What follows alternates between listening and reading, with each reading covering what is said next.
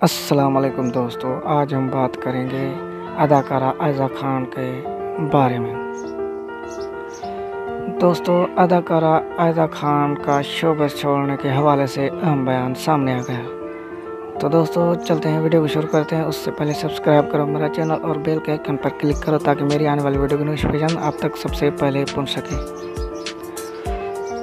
दोस्तों, आयज़ा खान गुज़श्ता रोज़ अदाकारा रीमा खान की रमज़ान ट्रांसमिशन में शरीक हुई, जहां उन्होंने ड्रामा सीरियल मेरे पास तुम हो से मुतल्लिक और शोबिज़ छोड़ने के हवाले से बात की।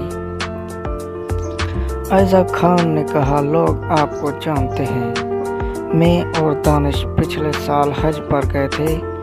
वहां जो भी मिला उसने बहुत मोहब्बत दी। ताहम कुछ लोग होते थे हमारे इर्द गिर्द जो ऐसे देखते कि हज करने के बाद क्या अब तुम शोबिज़ फील्ड छोड़ दोगी। आयज़ा खान ने कहा, यह मेरा और अल्लाह का मामला है।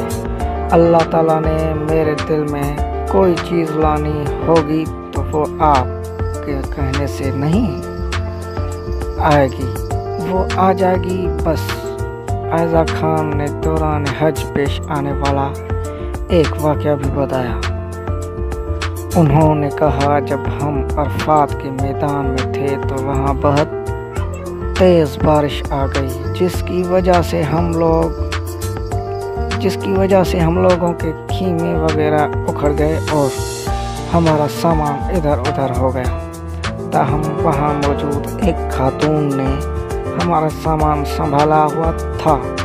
लिहाजा आप चाहे किसी भी फील्ड में हों, लोग आपसे प्यार करते हैं और लोगों का प्यार बहुत होता है।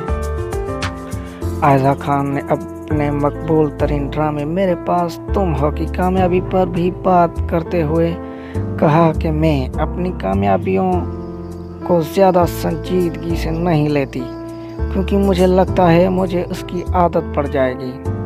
दोस्तों, ये बात सही की आयज़ा खान ने।